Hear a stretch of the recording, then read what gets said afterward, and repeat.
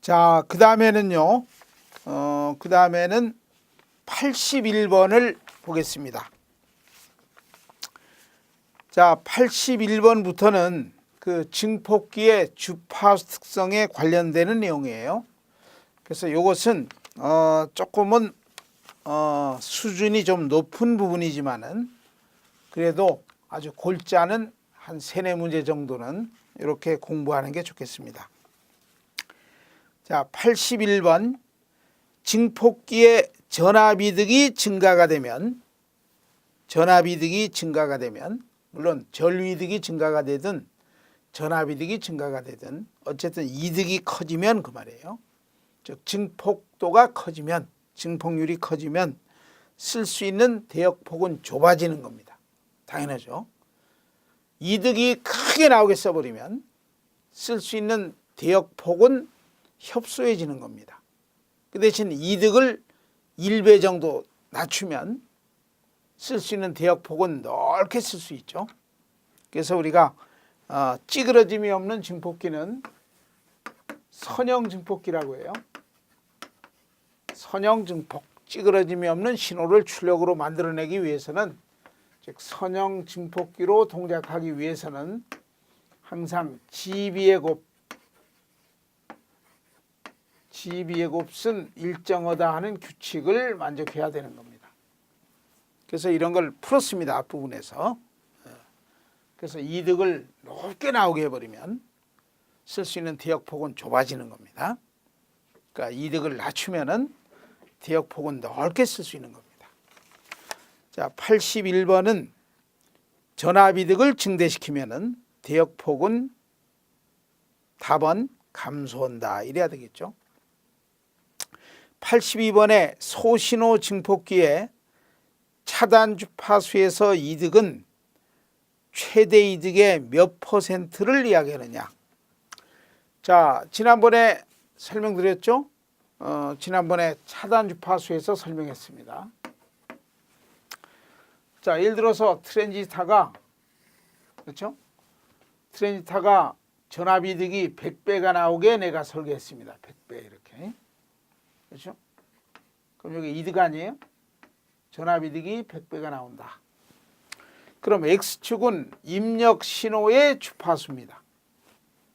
즉 입력으로 집어넣는 그 입력 신호, 이제 교류 입력 신호가 주파수가 낮은 저주파 신호가 들어오든 뭐 5kHz 신호가 들어오든 10kHz 신호가 들어오든 100kHz 신호가 들어오든 1000kHz 신호가 들어오든 10,000kHz 신호가 들어오든 주파수가 낮은 저주파 신호가 들어오든 뭐 중역, 중간대역 주파수가 들어오든 고역, 높은 주파수 신호가 들어오든 항상 내가 100배 나오게 설계하면 100배가 돼야 정상이에요.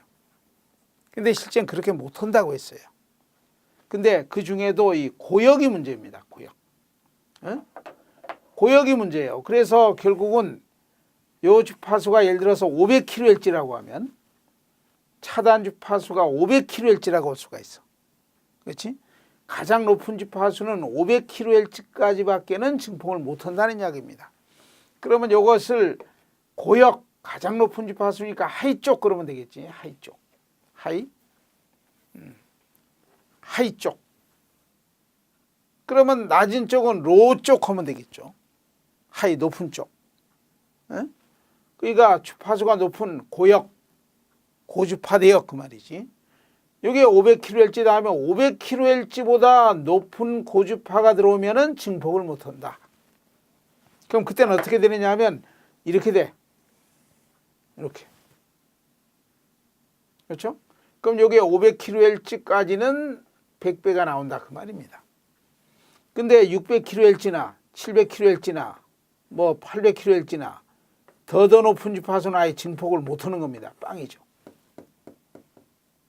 그럼 요게 바로 고역 차단 주파수예요. 근데 고역 차단 주파수가 정상적으로 중간 대역에서 이제 100배가 나오는 최대 이득이 100배 아니에요? 그럼 우리가 최대 이득이 나오는 그 한계점을 잡아야 정상입니다. 그런데 우리는 마이너스 3dB 레벨을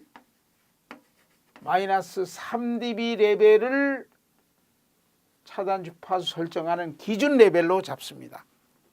그 마이너스 3dB라고 하는 것은 전압이나 전류는 20로그를 취한다고 했어요. 20로그 루트 2분의 1배. 루트 2분의 1은 0.707배입니다. 70.7%. 그러니까 100%가 아니라 70.7% 정도 이득이 나오는 마이너스 3dB 이득이 나오는 요때 주파수를 차단 주파수로 정의하는 거예요. 요게 아니라 요겁니다. 할 수 있죠? 이렇게. 요거예요. 마이너스 3dB. 그리고 주파수가 낮은 저주파도 마찬가지입니다. 저주파도 주파수가 낮은 저주파가 들어오면 증폭을 못해 이렇게. 그러다 이제 빵이랬지. 직류는 아예 증폭을 못하는 겁니다. 그럼 이것도 낮은 쪽이니까 저역 차단 주파수 그러면 되겠죠? 로 쪽 저역 차단 주파수 마이너스 3dB 레벨을 기준 레벨로 설정하는 겁니다. 차단 주파수는 중간 대역의 최대 이득이 아니고 마이너스 3dB 이득이 나오는 레벨을 잡아서 차단 주파수로 정의하는 것이다. 그 말입니다. 자, 그런데 이제 문제가 뭐냐면 왜 주파수가 높은 놈이 들어오면은 이득이 막 떨어지다가 증폭을 못 합니까? 그 말이에요. 자, 요게 왜 그러냐? 요게 좀 어려운 고난도예요. 자, 왜 그러냐면 이 접합형으로 되어 있는 트랜지스터는요. 자, 이미터는 공통으로 쓰고 베이스 쪽으로 이제 신호가 들어오겠죠? 베이스 쪽으로 이제 교류 신호가 들어와요. 근데 커플링 콘덴서를 달아가지고 이제 교류만 들어오세요 하겠죠. 그 다음에 콜렉터에 이제 교류 전류가 증폭이 되면 또 콜렉터가 출력이니까 선연결해서 커플링 콘덴서 가지고 직류는 나가지 못하게 교류만 나오세요 해서 써먹으면 되는 겁니다. 그런데 이 고주파 신호가 들어올 때 이 고주파의 전압과 하면 고주파의 전류가 들어가겠죠. 그럼 콜렉터에도 이제 고주파의 전류가 이렇게 증폭이 될 거 아니에요.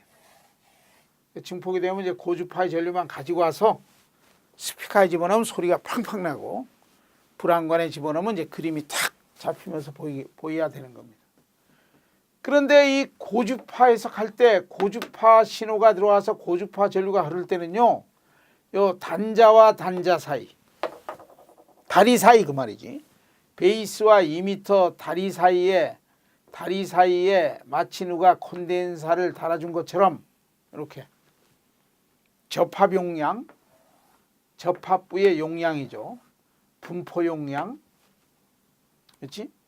혹은 내부 용량, 또 쓸데없는 용량, 표류 용량, 또 기생 용량, 기생충 같이 신호를 이제 막 다운시켜 버린다 그 말이죠. 또 병렬 용량, 입력 포트하고 요게 이렇게 그릴 수 있죠.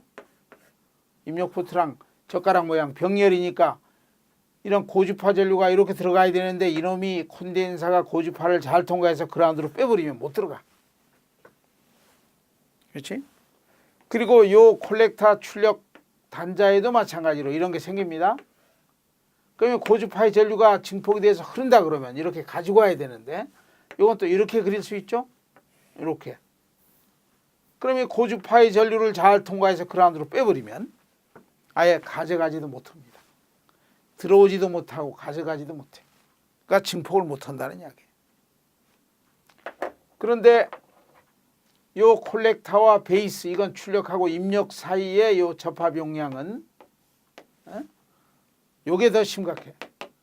요놈은 만약에 이런 전류는 나왔다고 해봐. 고주파 전류가. 그러면 고주파를 잘 통과해서 입력으로 줘버리면 입력 신호에 자기 신호의 일부가 자기 신호에 끼어가지고 흔들거리면서 이렇게 이 흔들거리는 게 발진이에요.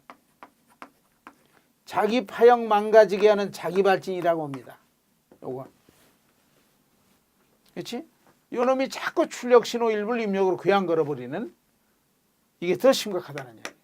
그럼 요 자기 발진 파형이 끼면 이제 이건 더 커질 거 아니야. 증폭이 됐다라고 쳐봐 만약에. 그럼 나중에는 파형이 엉망진창이 됩니다. 뭐 스노우 현상 같은 눈 내리는 그런 영상 화면이 뜬다든지 그게 바로 이 자기 발진이 끼어서 문제를 일으키는 거예요. 그래서 이 밀러라는 사람이 이걸 연구했습니다. 출력하고 입력 사이 괴한 요소로 어떤 소자가 붙어 있으면은 요거 없애는 대신에 입력에도 하나, 출력에도 하나로 쪼갤 수 있다는 게 그 유명한 밀러의 정리입니다. 밀러 용량이라고 해요. 요 용량, 여기 하나씩 줄 수 있다. 그래가지고 요놈하고 요놈이 콘덴사 연결은 저항하고 반대 아니에요? 병렬은 합의 법칙이니까 합하면 더 큰 놈이 돼서 더 강하게 빼버리고, 이것도 더 큰 놈이 돼서 더 강하게 출력을 가져가지 못하게 할 겁니다. 그렇지?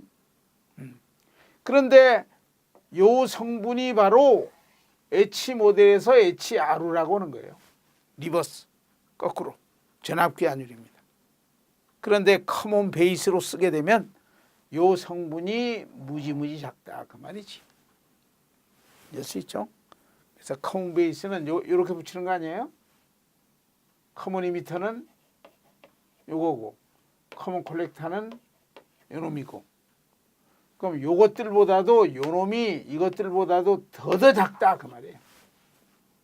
그러니까 고주파가 들어와도 파형은 깨끗하다. 자기 발진이 없다. 그러니까 고주파 특성은 커먼 베이스가 최고다라고 이야기했던 겁니다. 그게 이 성분이 거의 없다 그 말이에요. 그러니까 고주파 쪽이 막 이득이 떨어지면서 증폭을 못하는 이렇게 떨어지는 이유가 뭡니까? 이렇게 물으면 이런 것 때문에 그렇다라고 이야기하시면 되는 겁니다. 볼 수 있나요? 한번 써볼게요. 접합부의 용량, 접합 용량, 전극 간의 용량, 그렇지? 접합 용량, 전극 간의 용량, 뭐 표류 용량, 뭐 내부 용량, 병렬로 나타나니까 병렬 용량, 밀러라는 사람이 해석했죠. 밀러 용량. 또 기생충력 홀한다고 그래서 기생 용량. 하도 일이 많아서. 혹은 분포 용량. 할 수 있죠? 이런 성분이 생겨서 고주파는 증폭을 못하는 것이다. 그러면 고주파 증폭을 잘 되게 하기 위해서는 쓰레기통 커먼 베이스하고 커먼 이미터를 합성하는 캐스코드 증폭기로 신경 쓰면서 해야 될 것이다 하는 이야기. 자, 그 다음에 저주파 쪽에 이득이 떨어지는 이유가 뭡니까? 왜 주파수가 낮은 놈이 들어오면 이득이 막 떨어지고 직륜하에 증폭을 못합니까? 요 원인이 뭡니까? 그 말이지. 이것은 커플링 콘덴사가 이거예요. 커플링 콘덴사를 사다가 쓰기 때문에 그래. 그럼 요 놈을 쓰지 않으면 직류까지 막 들어가면 안 되죠. 그럼 동작점이 그냥 망가질 거 아니에요. 그러니까 이놈은 직류는 스톱, 직류는 못 들어가게 하는 겁니다. 그런데 이걸 쓰다 보니까 저주파도 잘 못 들어가. 또 이걸 쓰다 보니까 저주파 교류는 잘 가져가지 못해. 그래서 이게 생긴 거예요. 그리고 이런 거 기억하나요? 바이패스 콘덴서. 이것도 주파수가 높은 놈이 들어오면 이렇게 돼. 이장이 없어요. 그럼 이장이 없어버리면 출력이 좀 커집니다.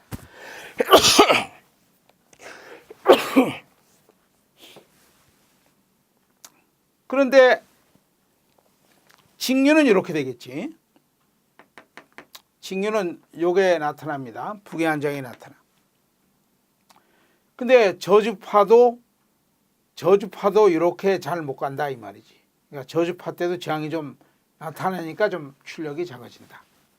그 말이죠. 그래서 커플링 콘덴사나 바이패스 콘덴사를 사다가 납땜해서 쓰기 때문에 그렇다. 쓰지 않을 수도 쓰지 않으려고 하니까 문제가 또 생기고 할 수 없이 써야 돼. 그런데 주로 요게 문제입니다. 이거보다. 그럼 요걸 해결하는 방법은요. 요걸 좀 큰 거 사면 돼. 큰 거. 응? 좀 큰 거 사다가 내가 20Hz 이상만 들어오면 된다라고 하면 20Hz 들어오게끔 요 계산해서 요거 사오면 되는 겁니다. 요거는 별 문제가 없어. 요게 문제지. 그래서 요게 대표적으로 뭐지? 캐스코드. 그렇죠? 이런 이유를 알으셔야 돼요. 간략하게 이런 정도만 알면 됩니다.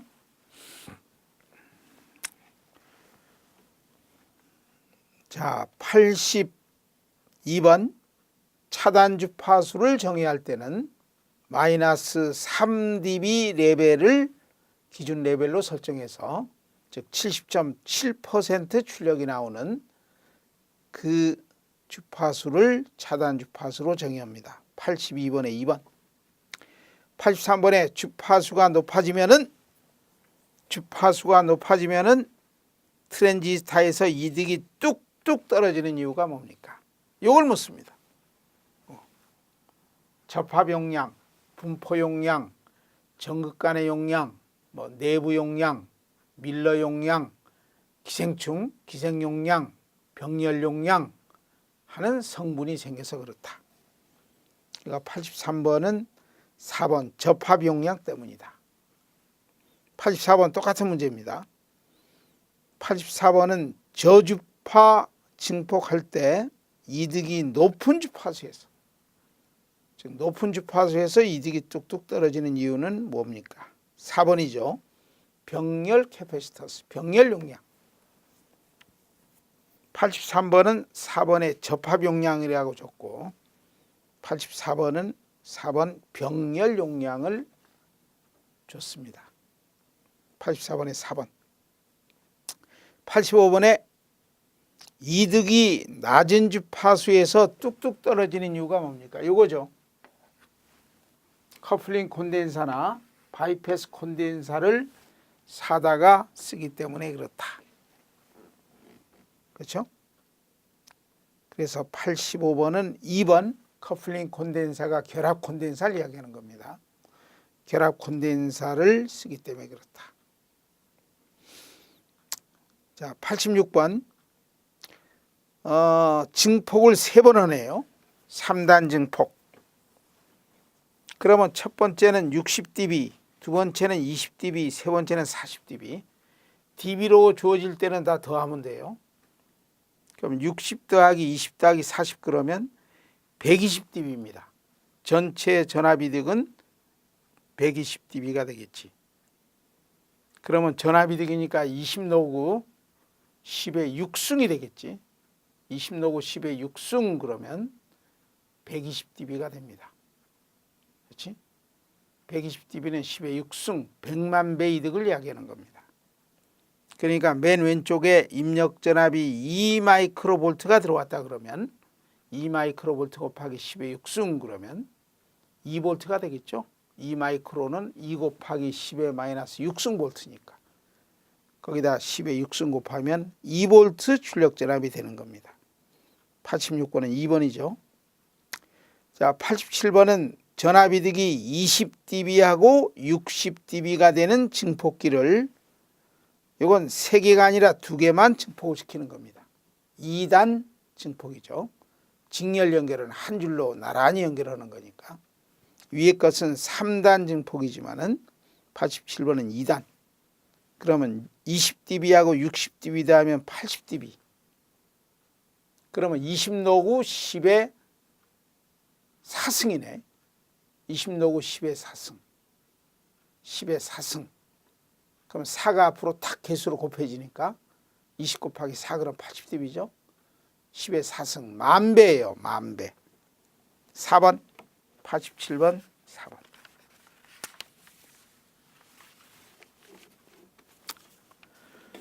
자, 그 다음에 88번을 보겠습니다. 자, 88번은 전력이네요. 전력.